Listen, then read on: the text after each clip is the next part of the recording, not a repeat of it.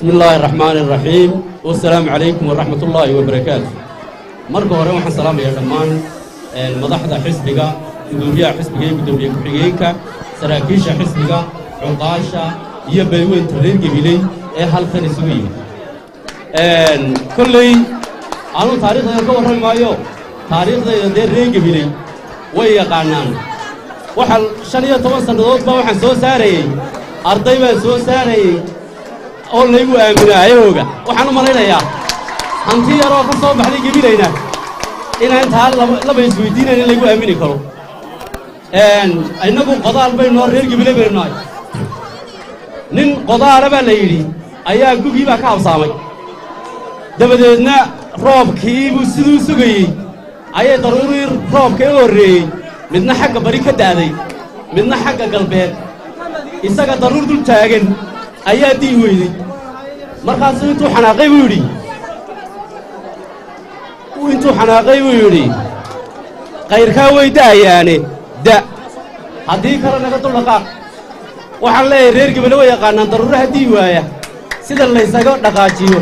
waxaan leeyahay daruuraha dhoolka iyo caadkana waanu kala naqaanaa haddaan reer Gabiley nahay waxaan leeyahay gudoomiyaha xisbiga mudane Cabdiraxmaan gobolkan maanta waxaan ku dhiibanaa furiis waxaan leenahay xadhigiisa qabo aadmi kale kuma xurbeeyeen gobolkani waa gobol inta badan wuxuu leeyahay insa loo bixiyaa waxa la yiraahdaa meel buu isugu tagaa meel buu socdaa meel maanta waxaan leenahay waxaanu dhisanaa wadani waxaanu ka codsanaa xisbiga wadanina inuu gobolka aamino oo noo yimaado oo sidaa wada shaqeyno ilaa annagu kuma awrkacsanano keliya oo kursiga ku dooni mayno xisbiga inaan u marnee waxaan dhisanaa ilaa madaxweynenimo ayaanu ballan qaadanaa waxaan leeyahay dhammaan anigu uma sharxin horta beel qurab waxaynu nahay horta reero ayay dawladda lagu qaybiyey oo ninka musharaxii haddaan odayaashiisu wadan